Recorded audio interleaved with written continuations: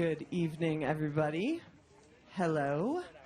Welcome to the first Livability in the Land of Enchantment Speaker Series session of 2024. Planning for Santa Fe's Future, How to Make Land Use Policies Work for All. My name is Johanna Gilligan, and I am the Chief External Affairs Officer at HomeWise. And on behalf of all of HomeWise staff and team, we welcome you and are so thrilled to have everyone here with us this evening. We launched this speaker series last year as a community education program that features local and national speakers focusing on ways to make Santa Fe more affordable, sustainable, and connected. We are thrilled to be able to offer this program again this year for our amazing lineup of speakers over the next 6 months. We would like to recognize our series sponsors who made this program possible. Our Affordability Ally sponsors include Grow America, City of Santa Fe Office of Affordable Housing, Santa Fe Habitat for Humanity, Santa Fe Housing Action Coalition, and the Urban Land Institute. Our Sustainability Steward sponsors include Christus St. Vincent, Nucinda Credit Union, Santa Fe Chamber of Commerce, and Site Southwest.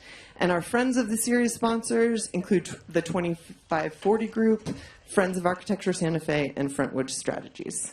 Thank you so much to all of our sponsors.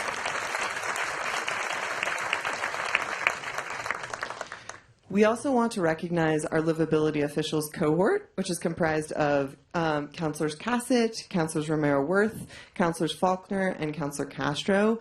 Councilor Cassett and Romero-Worth have been especially instrumental in helping shape the programming of the series, so thank you so much to all the councilors for participating. We also, yes, please, thank you. In addition to the councilors, we have 3 planning commissioners who are a part of this, but they are unfortunately at a planning commission meeting this evening doing the hard work of the planning commission. Those commissioners include Commissioner Lucero, Commissioner Lawrence, and Commissioner Mirando.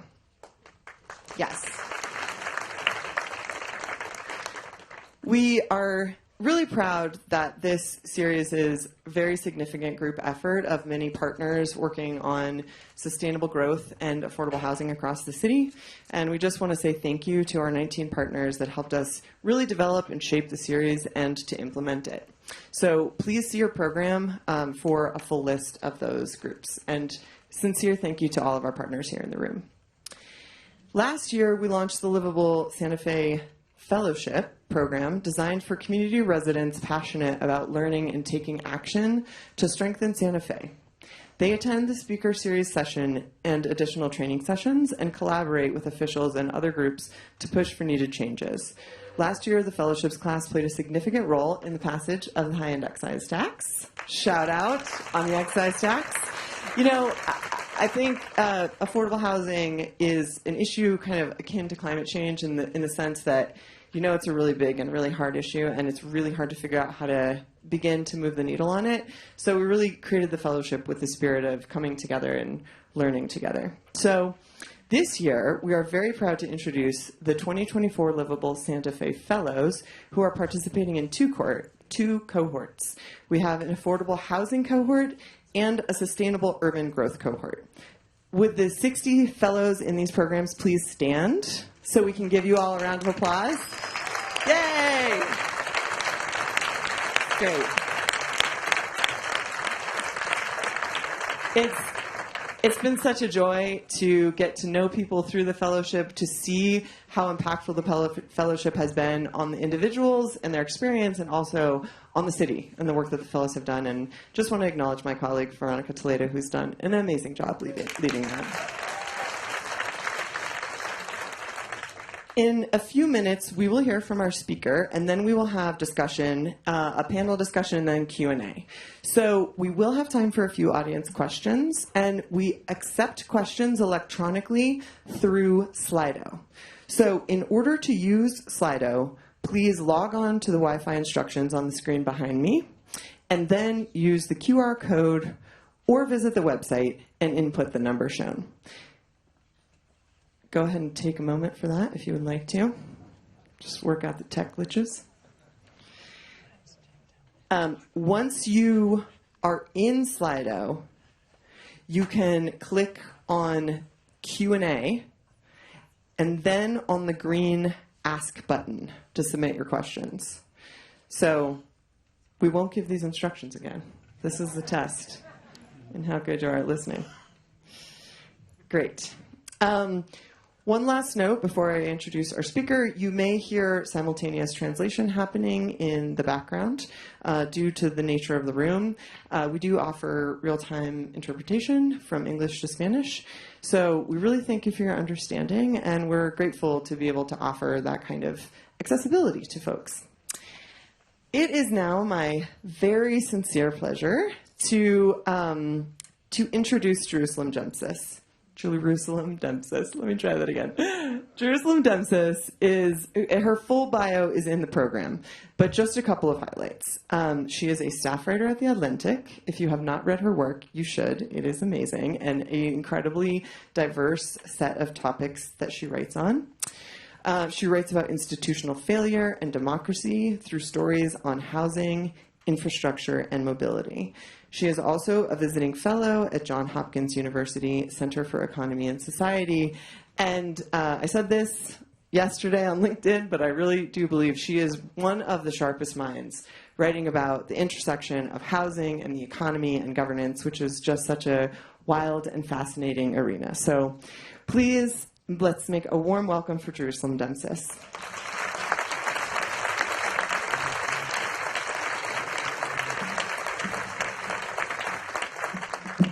So with a name like mine, I actually have a firm conviction that names shouldn't be more than 4 syllables, so no worries. You can blame my parents. I do. So thank you all for coming out here. I am very happy to be here in Santa Fe. I told the folks at HomeWise this when they asked me to come out and speak, but I had this childhood fascination with Santa Fe because I saw the movie Newsies. I don't know if anyone else got that, but I was like 10 years old and telling my parents we have to go to Santa Fe, and they were just like, where did she get this from? It's Christian Bale. So I'm here now, and I don't think he's here, so we'll have to make do. So I'm here to talk to you about housing, but I'm also here to talk to you about the way that the politics of growth have changed in America and what that has meant for affordability, for the way that we live, and the real hard values choices that we've made as a society that have left a lot of us worse off. One of my favorite parts of my job is coming to cities, small towns, suburbs across the country that are not the ones that have been traditionally thought of as the centers of the housing crisis. I've been to San Francisco and reported there. I've been to Los Angeles, I live in DC, and I've been to Boston and New York. And these are places that people traditionally think of when they think about the modern housing crisis in the US. But why I like coming places like this is because while you are experiencing some serious problems, you are actually really lucky to be in a moment where you can prevent the problems that we're seeing on the coasts. There's a really great opportunity that is in places like Salt Lake City or in Santa Fe here, of course, and in Nashville and in Miami, and these places that are, yes, seeing serious problems, but don't have to get to where we are already seeing real catastrophe happening, not just at a level of housing affordability, but homelessness and even greater downstream cost to society. So that's why I like coming here. What is the problem, though, that we're trying to address? Because when people think about the housing crisis, right, they think about a lot of different things. The fundamental thing that people should focus on is the housing shortage. We have about a 4 million home housing shortage in this country right now. This is not the first time that we've had that. After World War II, when the soldiers were coming back to the country and you saw a massive increase in demand, you also saw a 4 million home housing shortage. The difference between then and now is that we were able to build enough housing to address it. You saw a massive build out of the American landscape. You saw suburbs really spreading out across the country. And you saw people being able to take advantage, of course, of programs like the GI Bill in order to get that housing financed for them. All of that demand was able to be, it caused a lot of pain in the short term. There were a lot of high prices in a lot of places. There was a spike in homelessness. That gets ameliorated almost immediately. Now, the reaction to this is a couple of things. One is, once everyone gets their home, they immediately become opposed to any more homes being built. The last home that should have been built is always your own. And so I think that ends up creating a real reaction in the entire country. And it manifests in a couple of ways. both in the regulatory environment, but also as sort of a vibe shift and a values change.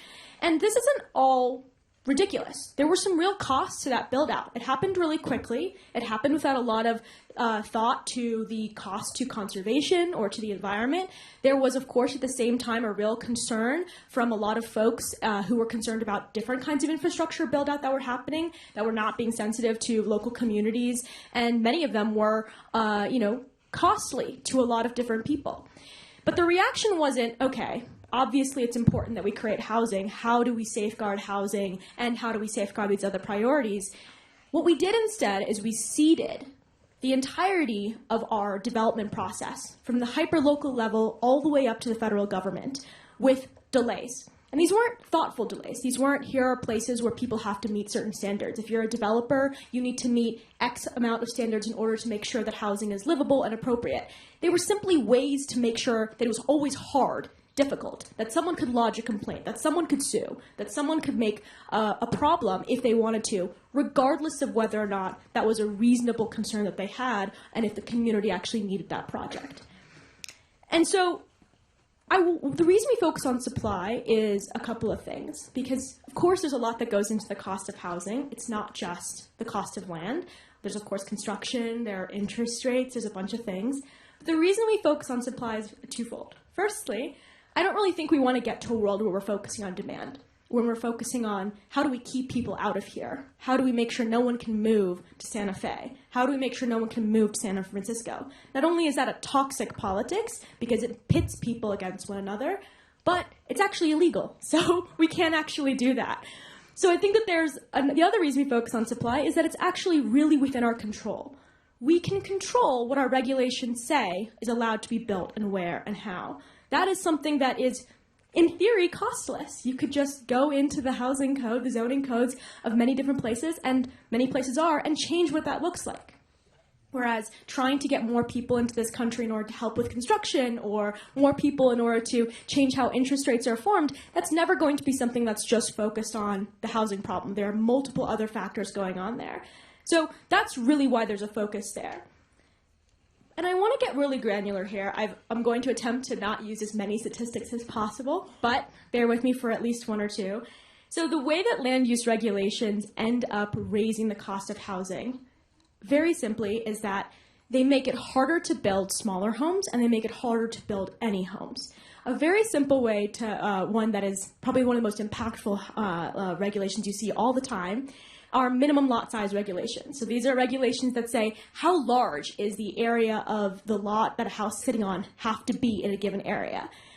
The estimates are that places with minimum lot size regulations increase the average price of a home by $30,000. That's not small. That's a hugely significant number, and that's just one of the thousands of different regulations that go into where and how a home can be built. Now, I'm not anti-regulation. There are a lot of good regulations, but we should think about what the costs of them are and whether we're actually willing to pay them and who's being asked to bear those costs. So when we think about these land use regulations, right, and we think about why we want to make it easier to build, I usually hear a variety of concerns. And I'm going to go through, I think, the top ones that I regularly hear and explain why I think it's still important that we get better at building more housing and being more amenable to growth and change in our communities. So the first objection I usually hear is around public input, right? So you have one of the biggest problems that researchers have identified is that it's very, very easy for anyone to come into a development project and say, hey, I have input, I live in this area, I don't want this to happen. There are various ways that this happens. Someone can just show up at a community meeting and then their city councilor goes, okay, let's hold on, let's take a look at their concerns, and that feeds into delays. Public input can also happen through a formal process if you're updating your land use codes and people are asked to give a bunch of public comment. But what researchers at the Boston University have looked at, and there's a really great book about this called Neighborhood Defenders by Catherine Einstein and Maxwell Glick and Matthew Palmer, and their book goes into who are the people that show up to these meetings and who are the people who actually engage in the process. Because when you think about public input and when you think about people coming together in a community to say what their concerns are, that sounds unequivocally good. That sounds like democracy. But it depends who's showing up, right? If it's not a representative cross-section of the public, then it's not democracy. It's actually special interests getting to weigh in while everyone else's voice is diminished. And what their research finds is that young people, people of color, women are systematically underrepresented in who shows up in these meetings, and most importantly, homeowners are overrepresented. That's the largest group that is overrepresented in who shows up to public comment. None of these groups who show up are bad. They're not doing anything wrong. But what happens when you only have the conversation skewed towards a few people's comments is that you miss the broader swath of society. And this is a real problem for local government in general, in that you don't have participation from a lot of different groups in society. And so what ends up happening is you then get a local government and a planning scheme that really only reflects the interests of a very small minority of people. And I think that this is an area where people get very upset, because they say, well, if you really cared, you should show up. And there's this idea that if you cared enough about your community, about how it was going to change, you would show up. Now, even if you take this as true, I think it's really important to look around and say, is the system that has been created by this process actually working for anybody? Even if we think that people should show up, they're not going to. No one is going to show up at 2 p.m. on a Saturday every single month to talk about whether or not development should come up in a place. That is too much to ask of people who have kids, people who have, multiple jobs, people who are less connected to politics. Those are not the people that are going to be able to come out. And the costs are to everyone. Well, I was talking to the AARP recently, and there's a real caricature of who shows up and opposes housing, and it's often kind of, as I've laid out, this kind of older homeowner who's wealthy, right? But AARP in recent years has become very concerned about the lack of housing supply in a lot of places. And the reason they're concerned is because a lot of seniors, even including some of the seniors that have been opposed to development for years and years, are finding themselves unable to downsize and remain in their own communities. There are seniors who are trapped on the first floor of their house because it's not accessible to them. And so the system is not just working for one group over others. It's not working for anyone, but everyone is so scared of what change looks like that they're not willing to stomach the cost of what that looks like, of what it would mean to change the current system of public input. And what we're seeing across the country is that you can actually have a really democratic and accessible way of engaging with the planning process without saying, okay, everyone in the community should come in and vote on every different project, right? Because we don't do that with any other policy. You don't get a call from your representative to ask you about every single plank of the federal budget, and nor would you want to. We're literally electing them to do that for us, and we're holding them accountable when they fail. Well, are we? I don't know. But we should be. And that's the whole point of representative democracy. And I think that that's been lost at the local level when we're talking about planning, when we've inculcated this norm that what's supposed to be happening is that people who show up get their voices heard and their concerns addressed. And if you don't show up, well, get ready to pay another $500 a month in rent. That is not a sustainable future for the country. We're seeing it right now. We're seeing it in the homelessness rates. We're seeing it when people are not able to find starter homes.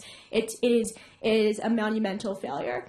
And sometimes people have really experimented with this, right? During the pandemic, there was an attempt to make it even more accessible. People were able to come on Zoom, and you were able to lodge your public comment. They found that, if anything, it made that less representative. This is not a function of if we just tweak some things on the corners, we can finally make everyone just vote in local democracy and engage in meetings. It's not going to happen. And we have to exist in that framework, and instead of trying to make the citizenry a different kind of Democrat, make the democracy accessible to the people that actually exist. So I think public input is a place that's been really sticky, but everyone has really started to realize this is a place that needs change. The second area that I usually hear a lot of pushback on is on the environment.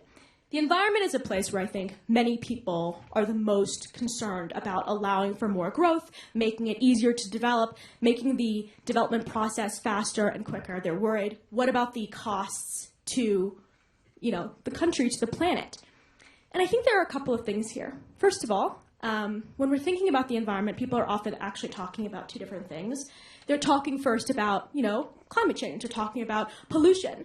And what we know, there was a study done about what the most effective policies a municipality can do. This is a University of California study in order to reduce emissions. And it was to build infill housing, build housing inside cities on lots that are underdeveloped, underutilized right now. The reason for this is because people are going to come here anyway. People go to where they get jobs, they go to where there's family, they go towards where they want to live. And if you don't build for them, they're going to come anyway, and then they're going to price other people out, or they're going to cause more overcrowding, or worst of all, they could even sprawl. And that means that the very policies being put in place to prevent environmental harm are actually leading to the sprawl that most people are concerned about. And you get more and more building on the exurbs, you get more and more building in places that are often protected wetlands, and often because it's much easier when you don't have already existing development there where people might push back and say, I don't want this here, so we're willing to let that area get developed.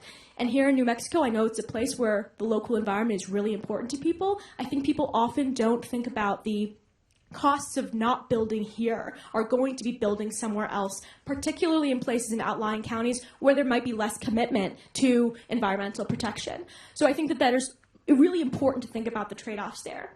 But the other way people often think about the environment is not really like, what is the pollution on net that's happening in my community? What they're thinking about is it going to feel different? Is it going to feel like I'm less close to nature? Is it going to feel like where there's going to be stormwater runoff, perhaps maybe there are localized environmental impacts.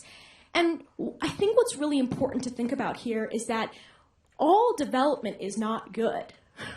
That's not what we're trying to create in this new world. We're not trying to go back to 1950s where anything can go at any different place.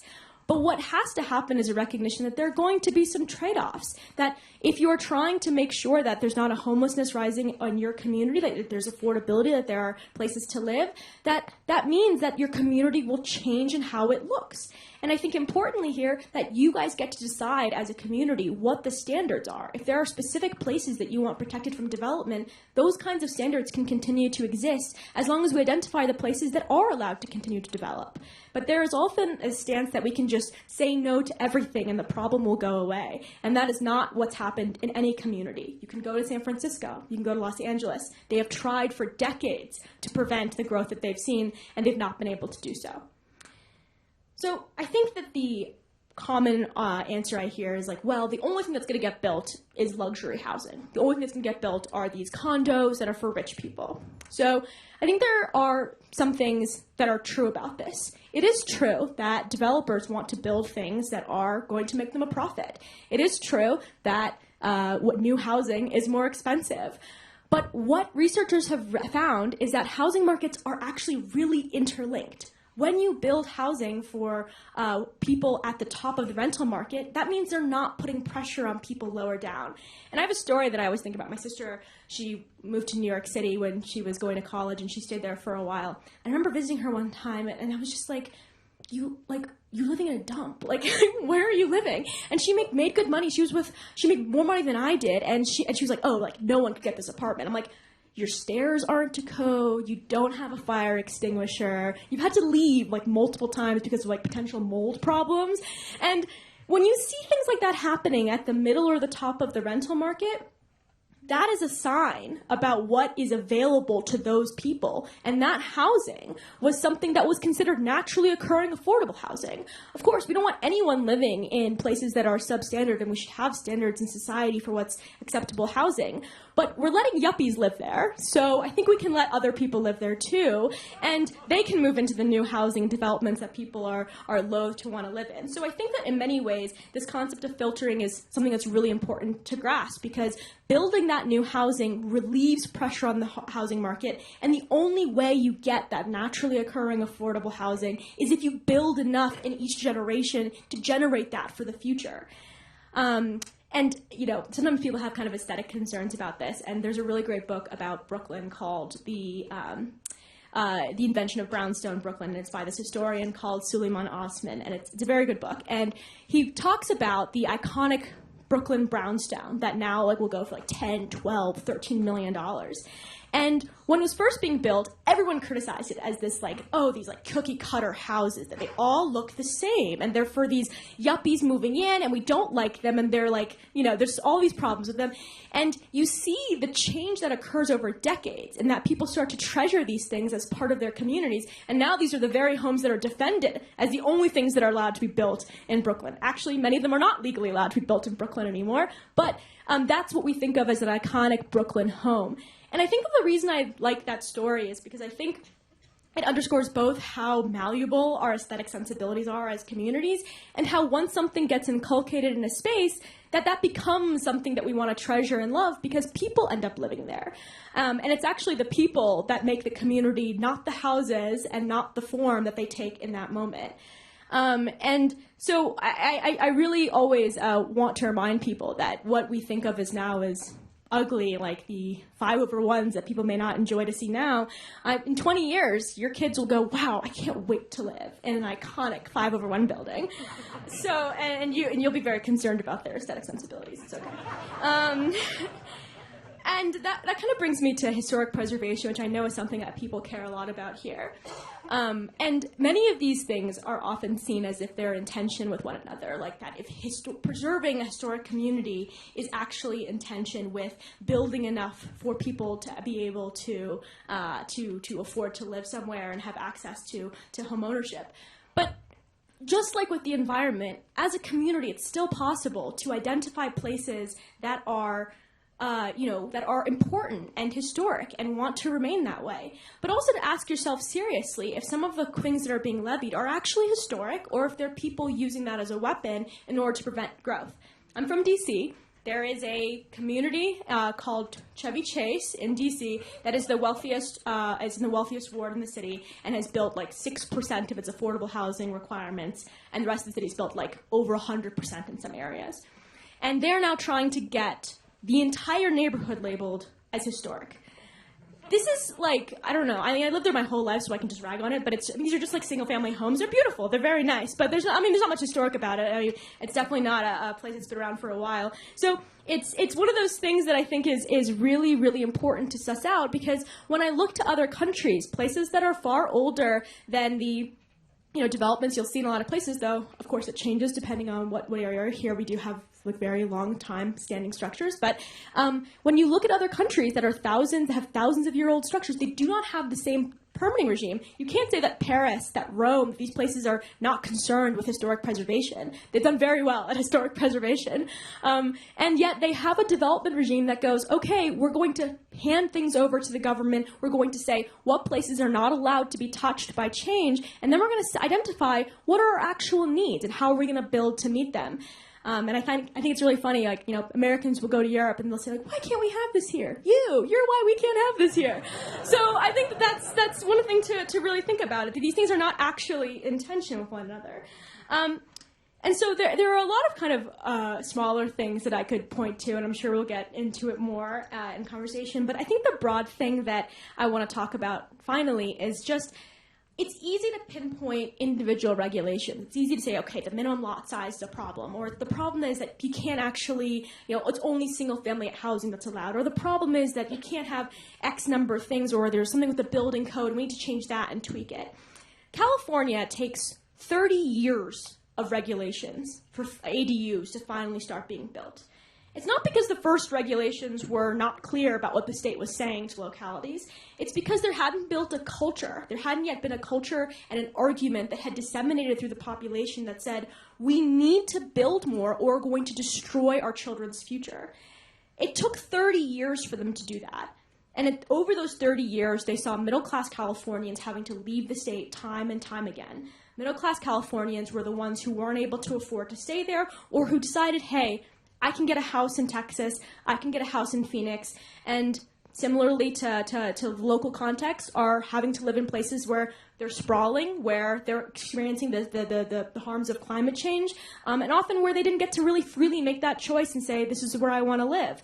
And I think that's really the core problem here, is that it's not going to be a question of identifying the 10, 20, 30,000 different little things to change, but deciding as a community that you do want to see that change happen.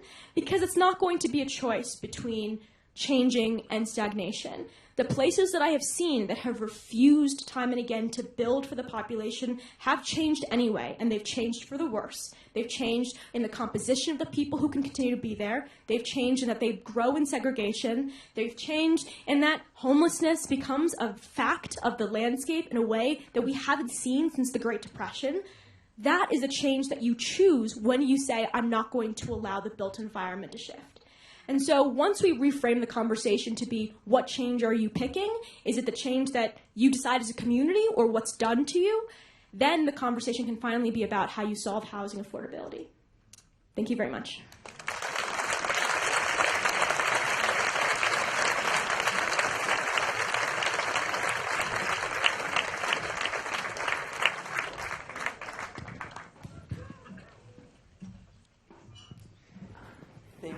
Thank you so much. Is this, can you all hear my mic? Is my mic on? Great. Wow. That was it's such an amazing overview of the entire series. So thank you so much, Jerusalem. I feel like the inspiration that you have set in terms of us having a community dialogue over the next 6 months, you just captured so many of the issues that we're hoping to get into. So thank you so much for this incredible kickoff. I was wanting to ask you 12 different questions as I was listening to you talk. Before I get into the questions, let me introduce our other panelists. So we've got on the stage with us tonight Daniel Werwath, who has been a longtime advocate for and developer of affordable housing in Santa Fe and is now Senior Housing Policy Advisor for the Office of the Governor. Great to have you here this evening, Daniel. And Daniel Alvarado, the two Daniels. Daniel Alvarado, who is Senior Planner for the City of Santa Fe and is also leading the Phase 1 planning update. Yep. Welcome, Daniel. Thank you. So nice to have you here. This series was inspired in part by this moment in time that we're in this year. So we are in the process of a first phase of the Land Use Code update. And that will roll into the update to the general plan, which is a well overdue update, and then phase 2, which is a more substantial update to the code. So we really designed the series with that in mind and with a thought around what are the conversations we need to be having as we get into this work. And so I just want to state once again that I think your take on zoning and the regulatory environment and how it has affected our cities is such a helpful start for us. So thank you so much. I think it might be good to turn to you, Daniel Alvarado, to hear a little bit about the actual process that we're in. If you could just do a little level setting on what is happening and what are you hoping to achieve as the land use staff. Great. Yeah. So we're currently in phase 1 of the Land Development Code update. So phase 1 is focused primarily. Let me back up. There's going to be 3 phases overall. So phase 1 is primarily focused on reforming the just foundation of the code, bringing it into the 21st century with graphics and better, make it much more user-friendly for the staff and for the public at large. So we're pretty far along in phase 1 right now. We've been working with groups like HomeWise and Daniel Werwath and others in our working groups to get a really good foundation for the further phases as we move along. And so we're hoping to adopt phase 1 later this year in the fall. Then we're going to be moving on to phase 2, and as Johanna mentioned, that's when we're going to get into the substantive changes, the things that Jerusalem talked about tonight, things like talking about density, talking about new zoning districts, and ways that we can reform our city in a much more livable way. And in phase 2, one of our main goals is to hopefully legalize what a lot of people call missing middle housing, and what I like to call here just traditional Santa Fe urbanism. You know, that East Side compound, those dense neighborhoods that we built in this city before zoning was really a thing, and now is frankly basically illegal to build today. So we want to identify a lot of new strategies through the zoning code update to re-legalize those kind of communities so that they can be built all over the city, not just in the historic downtown, so that everybody has that kind of lifestyle. And we'll be using the general plan to kind of identify what that Santa Fe urbanism really looks like, and then where and how we can apply it through phase 2 and the general plan. And then finally, phase 3 of the the land development code update will happen after the general plan is completed and hopefully adopted in about 3 years. Cross our fingers. And then with that, we'll have a lot more community input and a really high-level idea of what we really want for this city long-term and where are the growth areas, where are the neighborhood nodes. And so then we'll come back and look at the code again in phase 3 to actually apply new policies that will implement the general plan. Great. Yeah, Santa Fe is not alone in the ironic situation that, like, I think the part of town that so many people think of as the most iconic part of town, the pre-car developed part of town, is illegal to recreate at this point. Like, that could not be done. Yeah, especially in the more suburban areas of town, the lower density districts, it's just impossible. And some even our historic districts, if they were to burn down today, you cannot rebuild them the way they're as dense as they are today. Daniel Werwath, you've obviously been working on issues related to affordable housing for a long time here and have a lived experience of the code. Yeah, sure, yeah. And I would love to hear from your perspective, like, how, with some specificity where it's relevant, how do you feel like the code has shaped some of the challenges that you face trying to get more affordable housing in Santa Fe? I think it's a really great question. I think, at the core of it, I have about 3 different ones I could go to here, but I think really zoning density is the most basic one, right? In our town, over 50% of the residential land is zoned 1 unit per acre, which is essentially locking it into a luxury zoning, right? And when you think about how that plays out, when you have low density land, someone who builds housing is incentivized to build the largest, most expensive house possible. Whereas when you have higher density land, the incentive then becomes building the most units possible. You achieve a lot of natural affordability by smaller unit sizes, by spreading out fixed costs from land, from infrastructure, from design, from all those things. And I think we can see it in the numbers, right? Like the 2024 estimate, the median new constructed home in Santa Fe is $950,000, right? It's affordable to 91% of current residents cannot afford a median priced home in the county, right? Compare that to the statewide median new home, which is $440,000, right? So our new home in this town is literally more than twice the cost of the statewide median. And it's not just because Santa Fe is special, right? It's because of these regulatory frameworks that we've created that make the incentive to build the most expensive house possible. And in that framework, only the wealthiest people can afford to do it. So I think that's the fundamental pillar we have to start looking at, that we can't sit around and say we want affordable housing and then be surprised when we only get luxury housing, when that's the land use framework we've created. Jerusalem, you were beginning to touch on this at the end of your talk. The regulatory environment is obviously like a layered cake of rules, and part of what you were what you're talking about was reminding me of actually Ezra Klein's interview with Jennifer Polka about her book, which is about the culture of bureaucracy, and that bureaucracy is a culture that is trying to avoid and manage risk, and that the best way to do that is kind of like put all the rules in. And so can you talk a little bit about that? Like, because I do think the cultural element that you were speaking to is really important. And like, how and where have you seen communities or people be willing to look as much, if not more, at the risks of what is in place versus the risks of changing something? Yeah, so, can you guys hear me? Oh, okay, I can yell. So there, oh, am I on? Okay, great. Restart.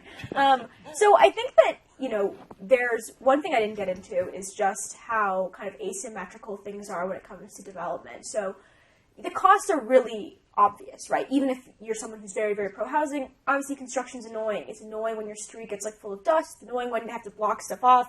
It's annoying when, your view might change. That's all very obvious, and the benefits of that are really diffuse. No one knows who's going to live in those homes. They're not earmarked for anyone. You don't just get to say, Jerusalem Demsas gets the next Brooklyn brownstone that's built. You know what I mean? That's not a thing. So in that way, you have this problem then where in the bureaucracy of a town or a city, it's very weird to hear someone say, like, I just want you to build more housing, even if they genuinely mean that, where someone goes, I have this specific harm that is being levied on me, I want you not to allow this harm to exist, is a much more addressable and clear way to satisfy that as individual.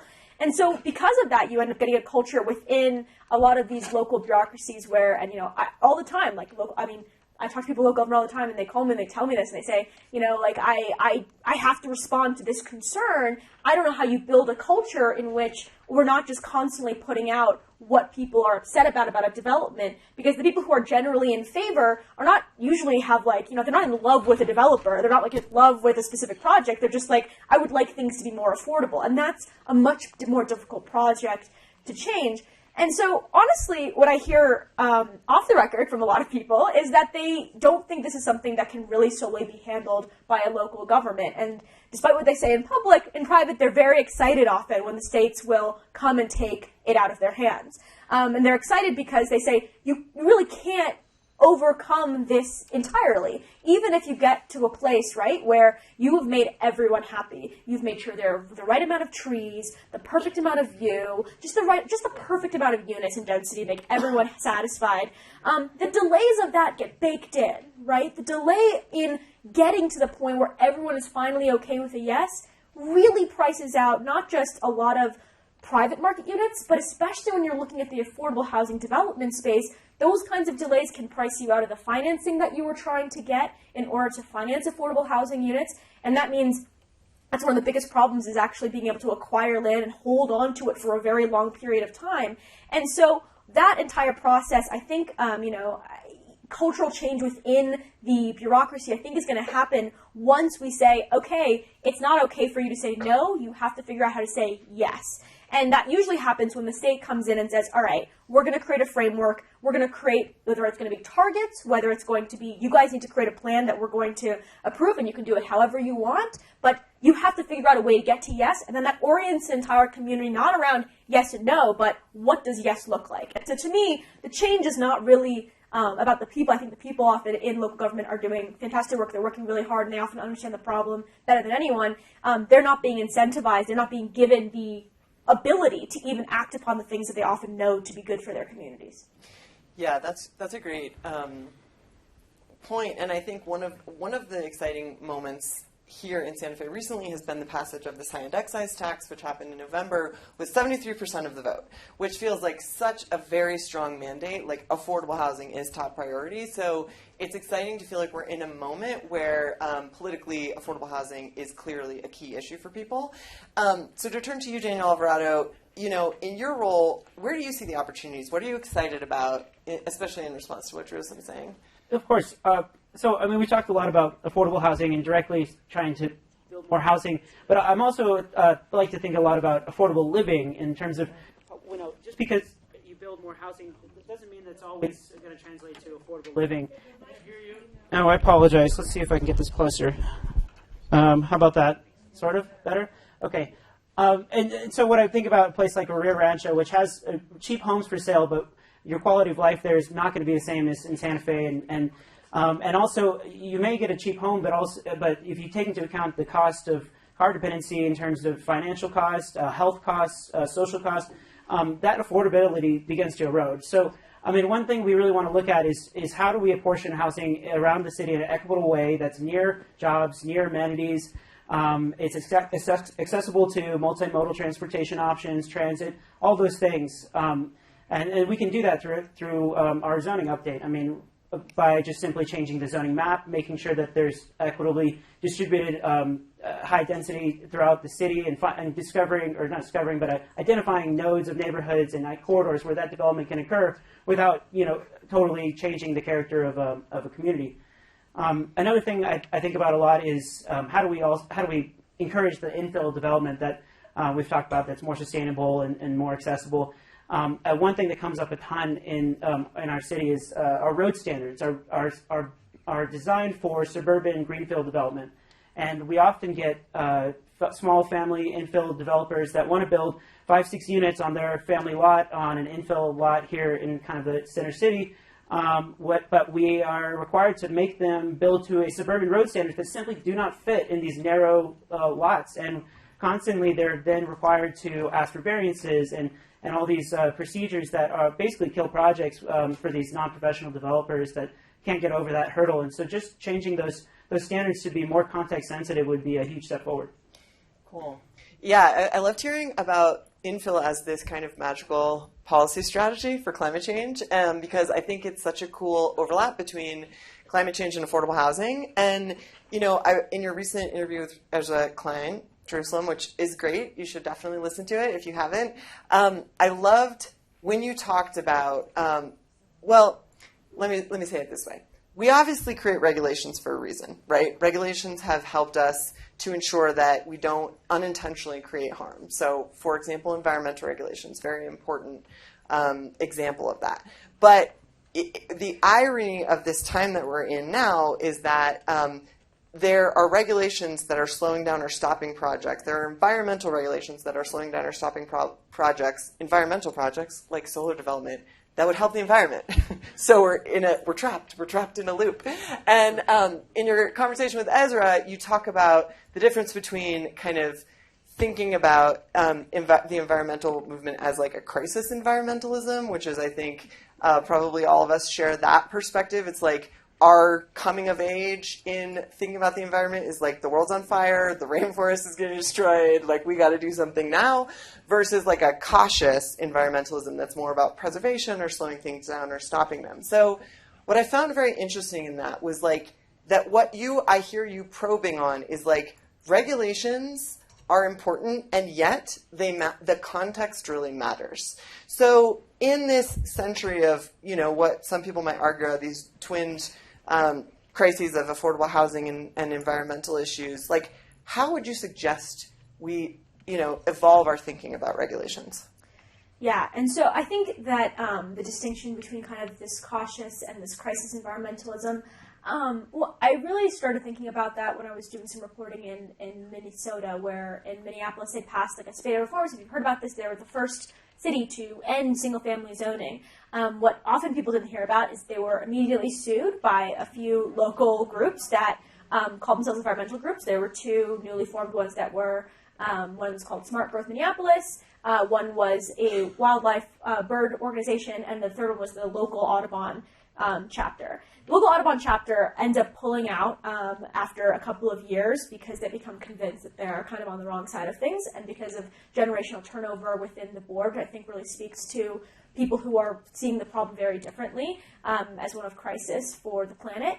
But what I noticed when I was interviewing a lot of the people who were privy to the lawsuit and were on the side of the people who were trying to stop the changes that were happening in Minneapolis is that they viewed themselves very sincerely, in many cases, sometimes not, but in many cases, as sincere environmentalists.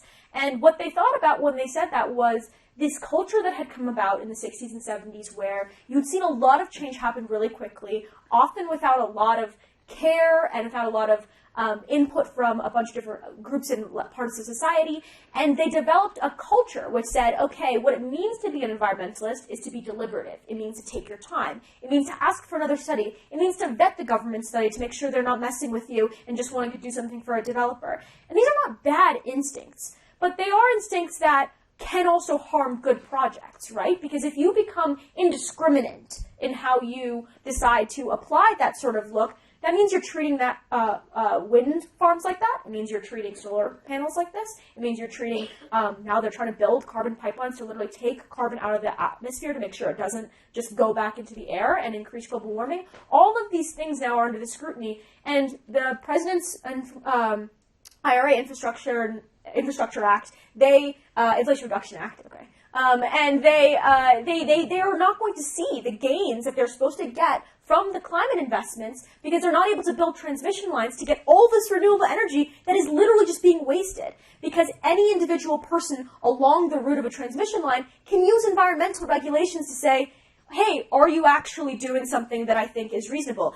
And I think what's really important is that people often think about the environmental statutes as like the Clean Water Act and Clean Air Act, which set very firm standards and were very successful. And they were not discretionary. They were just like, you have to meet these standards. That's what that looks like. But the ones that development functions under are not like that. They're not like, you have to protect it to this amount. You have to make sure you're not doing this to the community. You have to make sure you're not harming these species. It's almost entirely just like procedural. And so these lawsuits are not, hey, I've identified a harm, like that I think you're going to harm this species. All they are, I don't think that you filled out the form correctly. And so now we're going to go to court to figure out if you filled the form correctly. And that's the entire debate. Like, the debate is not about the environment. It's about that procedure. There's like a ridiculous case in Los Angeles where they tried to ban oil drilling. Oil companies sued under the California Environmental Quality Act to say that their public input processes had not been sufficient, and so they had to reverse themselves. And that's an environmental law. And that happens with parking, that happens with all these different things. And I understand that there's like a lot of concern when people hear like, oh, we're trying to erode these environmental statutes. But it is a way in which we've used the word environment to cover a lot of shady things that are going on. And I really just do think that when we're thinking about change, and I think a lot of environmental organizations, like for instance the Sierra Club North Star, which is the Minnesota chapter, has been on the team of trying to amend the Minnesota Environmental Rights Act to make it harder for people to stop good housing policy in the state. And so you do see a sea change happening in environmental organizations, I think, towards this crisis mindset. One more question before we turn it over to the audience. Daniel Werwath, when you think about the issue of the affordable housing crisis and regulation in Santa Fe, like what do you envision as a strategy?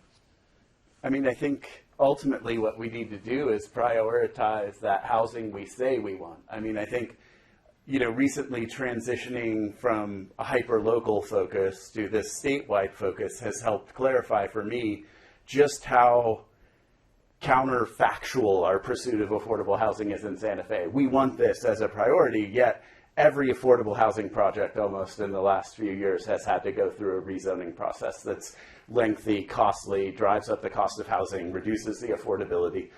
We have huge affordable housing projects like Tierra Contenta that should have moved forward a decade ago, right?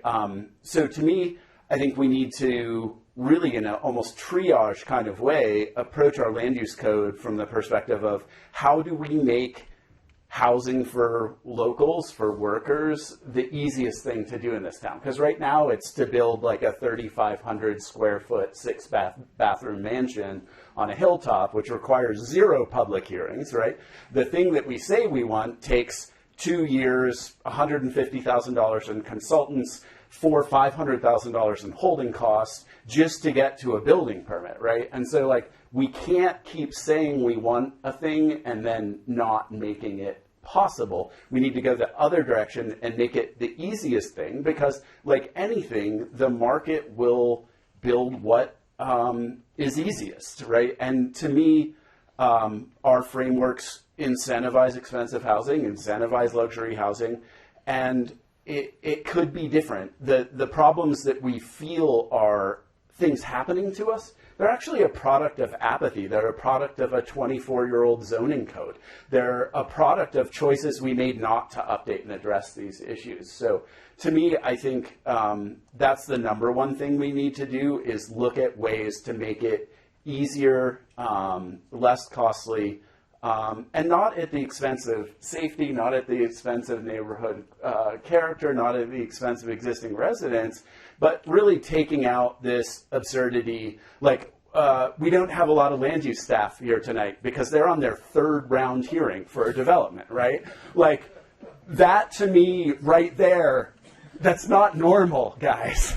We need to just like reject that this is the status quo in our town, right? That project either meets the law or it doesn't. And that is not like a 3 public hearing seance process that we're currently having. You know, like, we need to stop that and we need to move on and do the next thing. You know, the land use department will tell you they need 20 staff right now plus to handle their caseload. But the reality is, that's because that caseload is more complex than it needs to be. And so we need to free up the capacity. We need to make the things we say we want easier to do. And that's achievable with minimal negative impacts.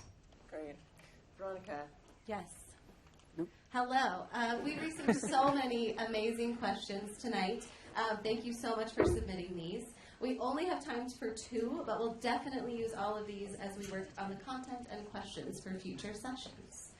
First question, what are some examples of regulatory environments in other parts of the country or internationally that are successfully promoting healthy growth and affordability? So, should we just take? Okay. National expert. Okay, great. Great. So I think as a matter of kind of, I think a really good example. So Copenhagen is trying to build. They tried to build a rapid rail transit project, which was like a circular thing through their downtown. Copenhagen obviously really cares about their historic preservation downtown. It's a tourist area. They have a lot of people living there. Construction is annoying to neighborhoods, and so they sue because they're upset that that's happening all the time. And what happens is the judge pauses the project for 6 months and says, okay, we need to create reasonable standards for when you can do construction, so these are the times. This is how much you have to pay residents if you exceed the requirements or what's allowed at the times, and you're doing construction outside of those times, and here's what you already owe them. That's it. Now go ahead and build. And they're able to build their train system, and they're able to do it at a cost that is much lower than anything we've ever been able to build in recent years in America on rapid rail transit. And so that sort of thing really underscored me. When I learned about this, I was just, when I was looking at international spaces, it's not that Americans are just, we're just more annoying. Like, that's not what's happening. I mean, maybe, but like, it's not a question that other countries don't have people who are upset about development. It's not that it's a uniquely American trait to be frustrated by, change in your community or fear about what that will look like or fear of newcomers. Like, we're actually much better than that in most countries. But what's different is the way that we choose to hear that fear. We hear that fear and say that means we have to stop everything.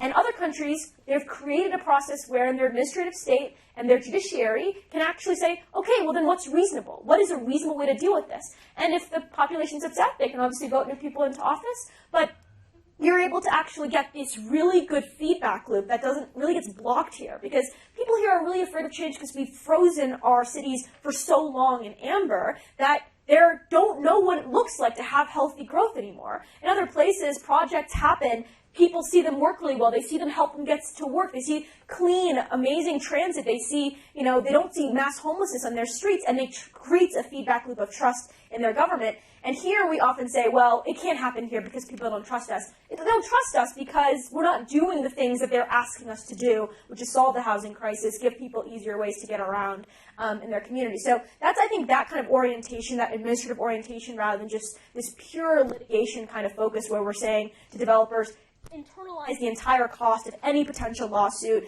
Make sure that your environmental impact statements are 4,000 pages long of different things that may or may not be reasonable alternatives. And so I think that that's kind of really what a lot of the best changes look like. Thank you. All of Santa Fe is historic, is frequently used as a weapon to prevent growth and density. What ideas or advice do you have for us to preserve culture and gain affordability? Well, I think I can step in on that. As I mentioned before, you have these beautiful historic districts that I feel like I'm cutting out. I sometimes think about Santa Fe.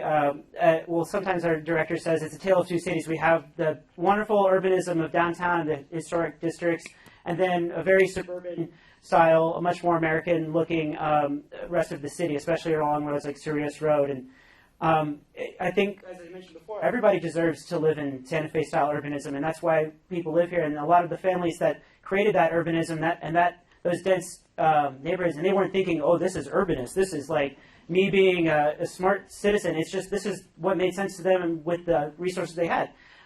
They no longer get to live in those communities anymore because of gentrification. And so, thinking about how do we bring up standards that can be applied throughout the city, but also are contemporary. We're not just rubber stamping historic districts everywhere. Like Sadler Yards is very contextual in that it's in an industrial area, and it brings an industrial style to that area, and I think that's appropriate for certain areas. A variance for design guidelines sure to be you built did. under city code? Yes. Yeah, correct. And but you think about other neighborhoods like Lena Street or Rufina Styler Nexus, as we're calling it. Those are all neighborhoods that have their own kind of character that we can build on, that can be distinctly Santa Fe and celebrate that history without kind of just being a caricature of the Santa Fe style. A future historic. Right. And I'd put a finer point on it too. I mean, I think the thing that we've lost the plot on is that like culture isn't how buildings look, right? And zoning isn't about how buildings look alone, right? It's not just about separating uses. It's about pointing to the market to solve certain problems, right? And we need to think more in that lens. But like, I think our tragic failure is our obsession with preserving architectural aesthetics has actually led to a huge loss of culture because culture is with people, right? And people hold culture, right?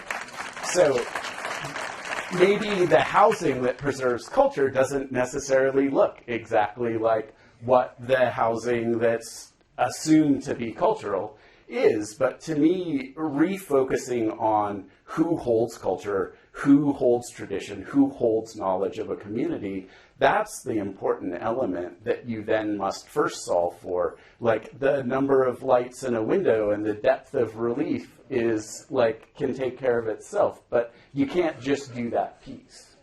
That's great. Well, please join me in thanking all of our panelists and, of course, Jerusalem Demsas.